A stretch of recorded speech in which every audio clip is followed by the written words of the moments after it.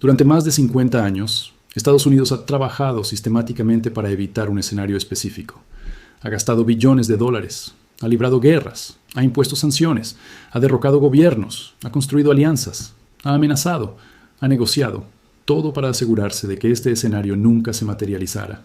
Porque los estrategas en Washington siempre supieron que si ese escenario llegaba a ocurrir, sería el principio del fin de la hegemonía estadounidense. Y ahora, después de décadas de esfuerzos desesperados por prevenirlo, ese escenario finalmente está aquí, no como posibilidad futura, no como amenaza lejana. Está ocurriendo en este preciso momento, y Estados Unidos no tiene las herramientas para detenerlo.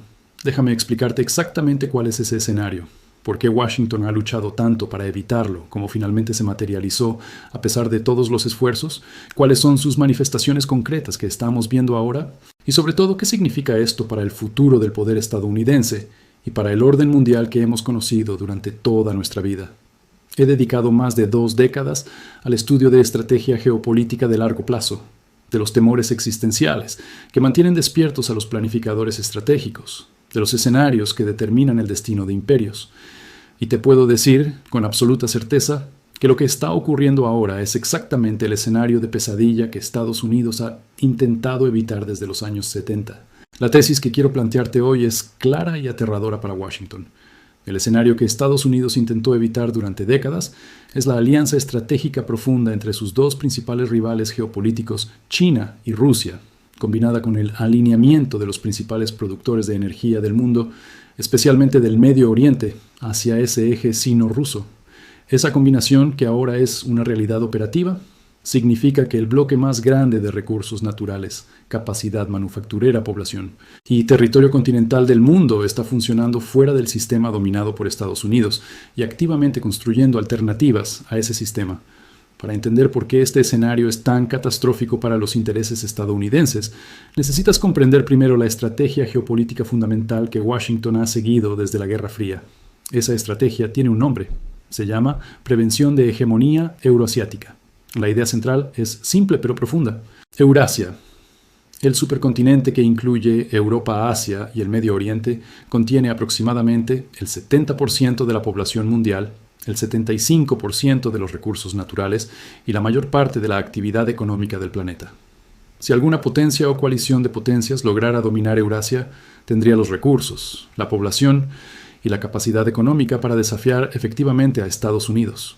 Por lo tanto, la gran estrategia estadounidense durante 80 años ha sido asegurarse de que ninguna potencia o bloque pueda dominar Eurasia, mantener Eurasia dividida, asegurarse de que las grandes potencias euroasiáticas compitan entre sí en lugar de cooperar, prevenir especialmente cualquier alianza entre Rusia y China, las 2 potencias terrestres más grandes.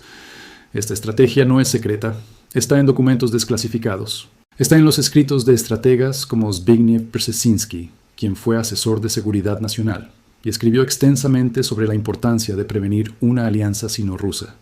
En su libro El Gran Tablero Mundial, Brzezinski argumentó explícitamente que el peor escenario para Estados Unidos sería una coalición antihegemónica en Eurasia, liderada por China y Rusia. Durante la Guerra Fría, esta estrategia funcionó brillantemente. Estados Unidos aprovechó la ruptura sino-soviética de los años 60. Nixon viajó a China en 1972 específicamente para crear una cuña entre China y la Unión Soviética. La lógica era que si China y la URSS estaban enemistadas, ambos necesitaban a Estados Unidos como contrapeso. Eso le daba a Washington enorme influencia sobre ambos, y funcionó. China y la Unión Soviética casi fueron a la guerra en 1969. Se odiaban mutuamente más de lo que desconfiaban de Estados Unidos. Después del colapso soviético en 1991, Estados Unidos tenía una oportunidad histórica. Rusia estaba débil, caótica, buscando integrarse en Occidente. China todavía era pobre y subdesarrollada.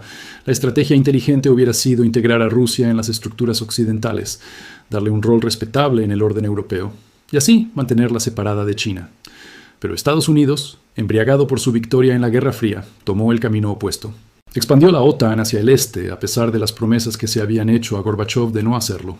Trató a Rusia como potencia derrotada, en lugar de como socio potencial. Intervino en países de la ex Unión Soviética. Apoyó revoluciones de colores en la periferia rusa. Básicamente humilló a Rusia durante 2 décadas. Mientras tanto, También antagonizó a China con retórica sobre contención, con ventas de armas a Taiwán, con apoyo a disidentes.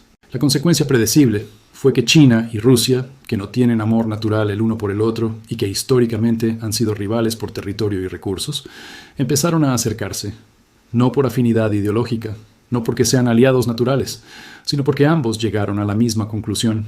Estados Unidos los ve como enemigos existenciales, y enfrentar a Estados Unidos solos es mucho más difícil que enfrentarlo juntos.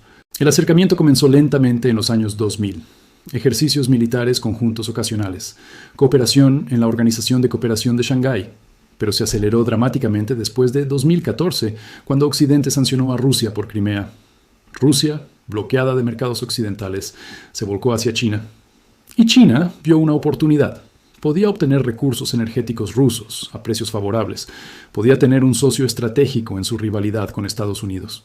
Podía asegurar su frontera norte cooperando con Rusia en lugar de preocupándose por ella. Los acuerdos energéticos masivos se firmaron. Gasoductos gigantescos construidos desde Siberia a China. Comercio bilateral en monedas locales evitando el dólar. Cooperación militar cada vez más profunda. Ejercicios navales conjuntos. Intercambio de tecnología. Alineamiento en votaciones de Naciones Unidas. Apoyo mutuo en temas sensibles. China nunca criticó a Rusia por Ucrania. Rusia siempre apoyó a China en temas de Taiwán, Hong Kong, Xinjiang. Y luego vino la invasión de Ucrania en febrero de 2022 y las sanciones occidentales masivas que siguieron. Esas sanciones, especialmente la confiscación de 300.000 millones en reservas rusas, solidificaron la alianza sino-rusa como nunca antes.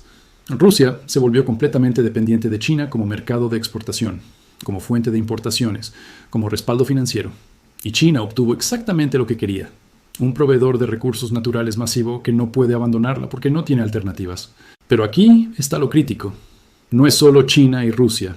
El escenario que se materializó es mucho más amplio. Es la reorientación del Medio Oriente. Durante 70 años, desde el acuerdo del petrodólar en 1973, Arabia Saudita y el Golfo Pérsico estuvieron alineados con Estados Unidos. Vendían petróleo en dólares, guardaban sus reservas en bonos del tesoro, compraban armas estadounidenses. Era el pilar del poder del petrodólar, pero en los últimos años ese alineamiento se ha roto. Arabia Saudita restableció relaciones con Irán en un acuerdo mediado por China, no por Estados Unidos. Ha solicitado unirse a los BRICS. Está vendiendo petróleo a China en yuanes. El príncipe heredero saudí viaja a Beijing y recibe tratamiento de emperador, mientras que en Washington lo tratan con frialdad. Emiratos Árabes Unidos está siguiendo el mismo camino. Incluso países tradicionalmente pro-occidentales como Turquía están reorientándose hacia cooperación con Rusia y China. ¿Qué significa esto en términos concretos? Significa que la alianza informal entre China, Rusia e Irán, y cada vez más países del Golfo, controla aproximadamente el 40% de la producción global de petróleo, el 60% de las reservas de gas natural, la mayoría de minerales críticos y tierras raras, y la mayor parte de la capacidad manufacturera del mundo. Es una concentración de recursos y capacidad productiva que rivaliza o supera todo lo que Occidente controla. Y estos países están activamente construyendo infraestructura alternativa, sistemas de pago que evitan SWIFT, comercio en monedas locales que evita el dólar, instituciones financieras como el nuevo Banco de Desarrollo de los BRICS, que compiten con el FMI, alianzas de defensa informales, rutas comerciales terrestres a través de Eurasia que evitan rutas marítimas controladas por la Marina estadounidense. La iniciativa de la Franja y la Ruta de China está construyendo literalmente la infraestructura física para conectar toda Eurasia. Trenes de carga que van desde China hasta Europa, pasando por Rusia y Asia Central. Puertos en Pakistán, Sri Lanka, África. Oleoductos y gasoductos que conectan recursos rusos con mercados asiáticos. Es la integración física de Eurasia. Exactamente lo que Estados Unidos ha tratado de prevenir. Los números son devastadores para Washington. El comercio entre China y Rusia alcanzó niveles récord en 2023, más de 200.000 millones de dólares, casi todo en yuanes y rublos, no en dólares. El comercio entre China y los países del Golfo también está explotando, cada vez más en yuanes. Los BRICS expandidos representan más del 35% del PIB global, más población que todo Occidente combinado, más territorio, más recursos, y políticamente están coordinados. Cuando Estados Unidos propone sanciones en Naciones Unidas, este bloque vota junto. Cuando hay crisis internacionales, coordinan posiciones. No es una alianza formal como la OTAN, es más fluida, pero es efectiva. Y está funcionando específicamente como contrapeso a Estados Unidos, ¿Por qué Estados Unidos no pudo prevenir esto? Porque cometió errores estratégicos fundamentales durante 3 décadas. Primero, trató la victoria en la Guerra Fría como oportunidad para imponer hegemonía absoluta, en lugar de construir un orden cooperativo. Segundo, expandió la OTAN agresivamente, empujando a Rusia hacia los brazos de China. Tercero, no ofreció a China un rol respetable en el orden global, tratándola como amenaza desde el principio. Cuarto, weaponizó el sistema financiero de manera tan agresiva que forzó a sus rivales a construir alternativas. Cada uno de estos errores empujó a China y Rusia más cerca, y empujó a otros países a buscar opciones fuera del sistema dominado por Estados Unidos. El escenario que Washington trató de evitar se materializó precisamente por las políticas que implementó tratando de prevenirlo. Es una ironía estratégica brutal. Los escenarios futuros son preocupantes. Escenario 1. Consolidación del bloque euroasiático. China, Rusia y aliados profundizan cooperación. Sistema global se divide en 2 bloques con mínima interacción. Nueva Guerra Fría, pero con equilibrio de poder más parejo. Probabilidad alta, 50%. Escenario 2. Confrontación escalada. La competencia entre bloques se vuelve hostil. Posibles conflictos militares por Taiwán o Europa del Este. Fragmentación completa del comercio global. Probabilidad preocupante, 30%. Escenario 3. Adaptación estadounidense. Estados Unidos reconoce que no puede prevenir la integración euroasiática y negocia coexistencia pacífica. Probabilidad baja, 20%. Requiere humildad que Washington no ha mostrado. Lo que es seguro es que el escenario que Estados Unidos intentó evitar durante décadas ahora es realidad. La alianza sino-rusa es profunda y funcional. Los productores de energía se están reorientando. La infraestructura alternativa se está construyendo. Eurasia se está integrando. Y Estados Unidos, una potencia insular separada del supercontinente, enfrenta un bloque de recursos y población que puede desafiarlo efectivamente. Entonces, ¿qué significa esto para ti? Si vives en Estados Unidos, prepárate para un ajuste doloroso. El mundo ya no gira solo alrededor de Washington. La influencia estadounidense va a disminuir. El nivel de vida basado en importar barato y exportar dólares va a cambiar. Si vives en Eurasia, tu región está convirtiéndose en el centro de gravedad económico global. Más integración significa más oportunidades, pero también más complejidad. Para todos significa que vivimos en una era de competencia entre bloques que pensábamos había terminado. El orden unipolar posguerra fría duró apenas 3 décadas. Ahora entramos en un mundo multipolar con tensiones comparables a la Guerra Fría, pero con economías mucho más interdependientes, lo cual lo hace más peligroso. Mi reflexión final es esta. Los imperios caen cuando el escenario que más temen se materializa. Para Roma fue la alianza de las tribus bárbaras. Para el Imperio Británico fue la emergencia de potencias continentales unificadas. Para Estados Unidos es la integración de Eurasia bajo liderazgo sino-ruso. Ese escenario está aquí, y todas las políticas que Estados Unidos implementó tratando de prevenirlo terminaron acelerándolo. Si este análisis te resultó valioso, compártelo.